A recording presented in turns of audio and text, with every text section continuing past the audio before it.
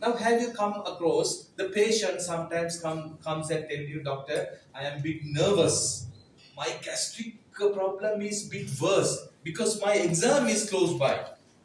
But they are exerting their brain, they are studying, they are breaking rest. But the problem reflects from the gastrointestinal tract.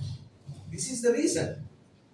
The gastrointestinal tract is connected to the brain via the vagus nerve. That is a Western concept. But when it comes to the traditional concept, when it comes to the TCM concept, when it comes to the Ayurveda concept, the free passage which allows this mind to be travel freely will be obstructed because of this arm accumulation, because of this toxic accumulation. So that will be disturbing this mind to be travel freely within the human body to maintain the body and mind connectivity.